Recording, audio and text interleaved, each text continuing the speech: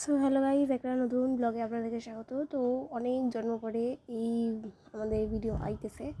কিছু রিজনের জন্য আমরা কয়েক মাস বলতে গিয়ে অনেক দিনই, প্রায় 3-4 মাস পরে হয়ে গেল আমরা ভিডিও দিই। তো এটা হচ্ছে গিয়ে জানুয়ারি মাসের ভিডিও, মেবি হবে, হয়তো দেখে ফেলেছি শীতকালের। তো এখানে আমি আর আমার বন্ধু দীপানিদা আমরা গেছিলাম কি স্কুলে, আমাদের স্কুলে 100 বছর উদযাপন করা হচ্ছে, তার জন্য ওখানে সেদিনকে হস্তশিল্প মেলা বা ফুড ফেস্টিভ্যাল এরকম টাইপসে বসেছিল, এক্সিবিশন অনেক কিছু বসেছিল। তো এখানে বিভিন্ন রকমের হাতের কাজ তৈরি করা হয়েছিল, তো সেগুলোকেই এখানে তারা বিক্রি করছিল। তো বিক্রির জন্য তারা খুবই রিজনেবল দামে, যেমন এই ছোটো ছোটো গোপালের টুপিগুলো বা এরকম চুড়িগুলো 10 টাকা করে, কোনো 20 টাকা করে, কোনো 5 টাকা করে, এরকম করে বিক্রি করছিল। মানে খুব একটা হাই রেটেড সেরকম না ওদের। আমি আরও যে আমাদের আন্টি ছিল তাদের কাছ থেকে জানতে পারলাম যে মেনলি তারা এখান থেকে বিক্রি করে তারা বোঝাতে চাইছে যে একটা বাচ্চাদের কাছে যে ওইটুকু পয়সা যে আর্নিং করা যায়, সেই সমস্ত জিনিস তারা তাদেরকে বোঝাতে চাইছে। এই যে শুধু শুধু চাঁদমালা তৈরি করেছিল, আসলে এগুলো সবই তাদের কোনো না কোনো ক্লাসে হাতের কাজ দেওয়া হয়েছিল।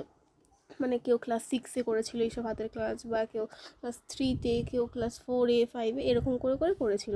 তো তার ফলে এগুলোকে তারা বাড়িতে না রেখে সেগুলোকে বিক্রি করছে, যেমন বুকমার্কগুলো 2 টাকা করে বিক্রি করছিল। আর এখানে এই ভদ্রমহিলাও ভিডিও করছিল, আমি ওখানে একটা গোপালের টুপি কিনে নিয়েছিলাম। তারপরে এখান থেকে আমাদের এগুলো হচ্ছে কি ছোটো বাচ্চাদের একদম ঘর ছিল, ঠিক আছে। এটা হচ্ছে কি ক্লাস 1 থেকে 4 অবধি যারা যারা ছিল তারা সবাই এই ঘরের মধ্যে কাজগুলোকে রেখেছিল। শুধু এই ঘর না, তার পাশেও একটা ঘর ছিল, সেই ঘরের মধ্যেও রেখেছিল। তো এখানে ম্যাক্সিমাম হাতের কাজের জিনিসই ছিল। এখানে আমি একটু নিজেকে দেখিয়ে নিচ্ছি, ক্যাট মেরে নিচ্ছি, কী করবো ভাবছি, কোনটা কিনবো কোনটা কিনে। তারপরে মনে পড়লো যে না, এত কিছু কিনলে চলবে না, কারণ তারপরে আমাদের আরও কিছু কিছু জায়গায় যেতে হবে। তো সেই জায়গার জন্য টাকা বাঁচাতে হবে গাইস। টাকা না বাঁচালে সব খরচা করে দিলে বাড়িতে গিয়ে ঝাড় খেতে হবে। তো এইখানে হচ্ছে কি একটু বড়দের, যেমন এখানে হচ্ছে ক্লাস 5-এর, এই যে থালার ওপরে সুন্দর সুন্দর ডিজাইন করা, এক একটা থালা যে এরা এত সুন্দর করে ডিজাইন করেছে আমি নিজেও ভাবতে পারিনি। তারপরে আমরা চলে গেছিলাম যে এখানে হচ্ছে কি সায়েন্সের রুমটা। এখানে হচ্ছে কি ক্লাস 11, 12, +10 এরা সবাই সায়েন্স নিয়ে প্রজেক্ট বানিয়েছিল। তো বিভিন্ন রকমের এখানে প্রজেক্টে এরা করেছিল, কোথাও ভলক্যানো করেছিল, কখনো ফেক রক্ত। এই যে ফেক রক্ত হচ্ছে কি এরকম, ওরা একটা সলিউশন টাইপসের হাতে লাগাচ্ছিল, লাগিয়ে তারপর কি করছিল যে এক্ষুনি দেখতে পারবেন, এখানে দীপানিতাও করছিল। আমরা প্রথমে দেখে অবাক হয়ে গেছিলাম। এই যে ওই সলিউশনটা দিল প্রথমে হাতের মধ্যে, দেওয়ার পরে এবার লাল জল করে ওরা রেখে দিয়েছিল। এবার ছুরি নিয়ে সেই লাল জলটা দিয়ে হাতের ওপরে কেটে দিতে, যার ফলে মনে হচ্ছিলো যে সত্যি সত্যি হাতটা কেটে যায়। দেখতে সত্যি রিয়ালি মনে হচ্ছিলো। আপনারা এক্ষুনি দেখবেন। এই বাচ্চাগুলো তো হেভি ভয় পাচ্ছিলো করতে, তাও করছিল। এই যে পুরো দেখে মনে হচ্ছিলো একদম সত্যিকারের হাত কেটে দিয়েছে। তো যাই হোক, এই করে করে আমরা ওখানে গেছিলাম। তো এই দেখে আমাদেরও মনে হলো বাচ্চা হয়ে যাই, আমরাও করব। ওই যে আমাদের দীপানিতা মহারানী করেছে। তো হাতে আবার সাদা জামা পরিয়ে লাল জিনিস নিয়ে, লাল কালার দিয়ে হাতে লাগাবে, কত সুন্দর বুদ্ধি আমাদের। তো ও হচ্ছে কি ক্লাস 10-এ পড়ে, ক্লাস 11-এরও মেয়েরা ছিল, 12-এরও মেয়েরা ছিল, সবাই ছিল। আমি করিনি, কেননা আমার এই একটা দাগ যদি আমার জামা কাপড়ে লাগে, আমার মা আমাকে দিয়ে বাড়িতে এসে কাচাবে সেগুলো, আর আমি সেটা করতে চাই না। তো এই জন্য এই যে দীপানিতাও করলো, এখানে হাত ফাত কাইটটা নিল।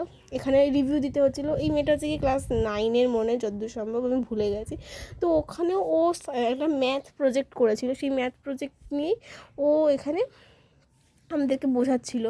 তো এইখানে দীপানিতা সই করছে। তারপরে আমরা চলে গেলাম আরেকটা হস্তশিল্প মেলায়, ওটা একই ফ্লোরের মধ্যে এগুলোকে করা হয়েছিল। তো এইখানে হচ্ছে কি এই কুলোগুলোকে খুব সুন্দর করে ডিজাইন করেছিল।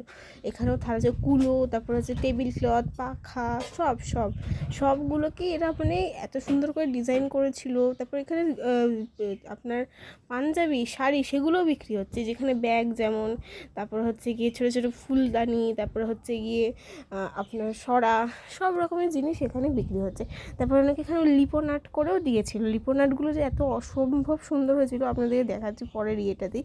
এখানে মেনলি এগুলো সবই এদের হাতের কাজ, পরে জানতে পেরেছিলাম আমরা। এগুলো হচ্ছে ক্লাস 7-এর আই থিঙ্ক হাতের কাজ দিয়েছিল, ক্লাস 7-8দেরকে। ওরা এইসব হাতের কাজগুলো করেছিল। হাতের কাজ মেনলি আমাদেরকে যেটা ওয়ার্ক এডুকেশনে করায় ক্লাস 1-এ, ফার্স্ট কী বলবো, ফার্স্ট পরীক্ষা, সেকেন্ড পরীক্ষা, থার্ড পরীক্ষা যেগুলো থাকে, এই যে এগুলো হচ্ছে কি ওদের ক্লাস 8-এ আগের বছরে এগুলো থার্ড টার্ম পরীক্ষায় এই লিপন আর্ট করতে দিয়েছিল। তো এক একজন এই দুর্গা ঠাকুরের মূর্তিটা দাম ছিল কি মিনিমাম 100 টাকা।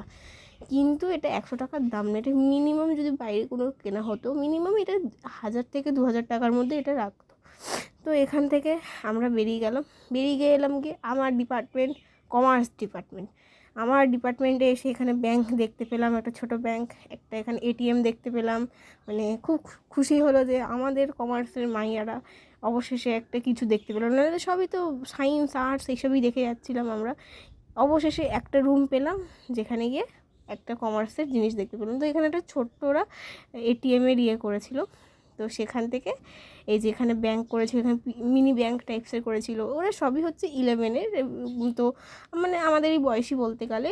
তো ওরা সবাই মিলে আমাদের সাথে ইয়ার্কি মারছিল, করছিল। এখানে ওরা কমার্স নিয়ে একটা করেছে, ফ্লিপকার্ট, মিন্ত্রা এইসব নিয়ে, নাইকা ফাইকা নিয়ে, যে সবার কীরকমভাবে বিজনেস মার্কেটিংগুলো করে, কীভাবে করে। মানে যারা কমার্স নিয়ে পড়ে তারা বুঝতে পারবে যে আমি কী বলতে চাইছি। যেখানে অ্যামাজন মানে B2B B2C এগুলো কীভাবে হয়, তারপরে মানে নেটওয়ার্কিংয়ের মাধ্যমে আমরা কীভাবে করতে পারি। মানে পুরোপুরিভাবে যে এখন যে কমার্সের যে কতটা গুরুত্ব সেটাকে এরা এখানে বুঝিয়েছিল, যে সিনেমা হলে কীভাবে কাজ করা হয়, সেই কোম্পানিগুলো কীভাবে সেলিং বাড়ায় তাদেরকে প্রত্যেক মাসে মাসে বা প্রত্যেক ইয়ারে বা যে অফারগুলো দেয় সেগুলোকে দিয়ে কীভাবে মার্কেটিং প্রাইস বাড়াচ্ছে, সেগুলো নিয়েই করেছিল। মানে আমার তো খুবই ভালো লেগেছিলো, কেননা আমার সাবজেক্ট যেহেতু, মানে খুব ভালো লাগছিলো দেখে যে হ্যাঁ আমাদের সময় যাই হোক করেনি কিছু, কি আর করবো, কিন্তু এখন করছে। তো এইটা হচ্ছে কি সংস্কৃত নিয়ে একটা করেছিল, ঠিক আছে, সংস্কৃত সাবজেক্টটাকে নিয়ে, যে সংস্কৃতি এই জিনিসগুলোকে কী বলে, সংস্কৃতি এই জিনিসগুলোর নাম কী, তো এইগুলোকে নিয়ে করেছিল। মানে প্রত্যেকটা সাবজেক্টের ওপরে এরা এক একটা করে মানে প্রদর্শনী করেছিল বা এক্সিবিশন করেছিল।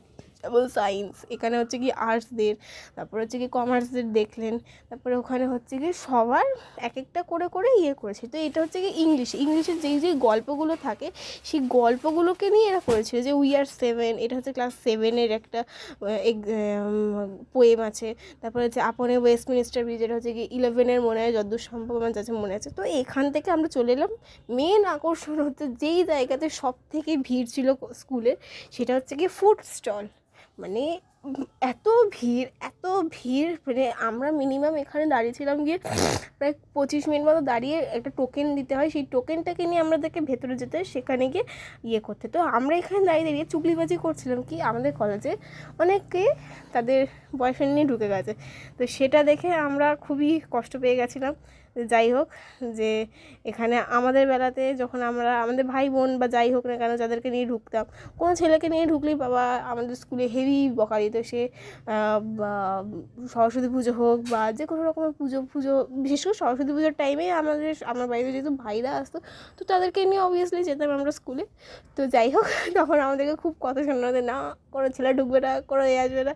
তো সে যাই হোক, আমরা এই নিয়ে এখানে দাঁড়িয়ে আমি আর দীপানিতা মিলে একটু করছিলাম, কথা বলছিলাম যে আমাদের বেলাতে কেন হয়নি। তো এই যে অবশেষে ভেতরে ঢুকে গিয়ে আমরা একটা ডিমের ডেভিল আর দুটো ফিশ ফিঙ্গার, যাই হোক রিজনেবল প্রাইস ছিল। ডিমের ডেভিলটা দাম মনে হয় যত সময় 10 টাকা ছিল, আর ফিশ ফিঙ্গারগুলো মানে 20 টাকা করেছিল। ঠিক আছে, ওকে মানে সেরকম না, মানে ওই টাকা অনুযায়ী যেরকম হয়। আমি ভাই অত ফুড ব্লগার না, আমার কাছে খাওয়ার যোগ্য মনে হচ্ছে, আমি খেয়ে নিয়েছি, ভালো খেতে ছিল, ব্যাস, এই দ্যাটস এনাফ। তারপরে এদিকে পিঠে পাটিসাপটা সব স্টল করছে, আরও অনেক কিছু স্টল দিয়েছে। তো এই যে অবশেষে আমরা ফাইনালি বাইরে এসে গেলাম। বাইরে এসে আমরা রিভিউ দিচ্ছিলাম যে আমরা কীভাবে করলাম, কীরকম ঘুরলাম।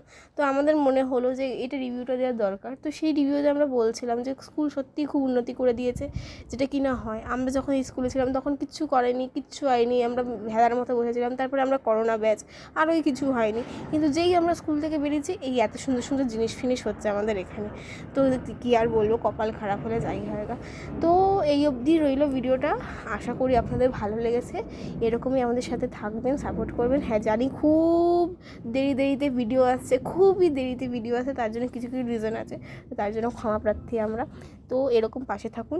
এবার আর কথা দিচ্ছি, রেগুলারলি ভিডিও আসবে, রেগুলারলি না হলেও অন্তত সপ্তাহে 3 থেকে 4খানা ভিডিও পোস্ট করার চেষ্টা করব, কেননা আমারও পরীক্ষা আছে, প্লাস আমার স্টুডেন্টেরও পরীক্ষা আছে। তো সেই সব মিলিয়ে মাঝখানে ভিডিও পোস্ট করার চেষ্টা করব। আর আমাদের Facebook page Ayushi Sunita lifestyle অবশ্যই গিয়ে ফলো করে আসবেন, লাইক করে আসবেন। আর আমার মায়ের ফেসবুক প্রোফাইল সুনিতা ভট্টাচার্য আমি মেনশন করে দেবো, চিন্তা করবেন না।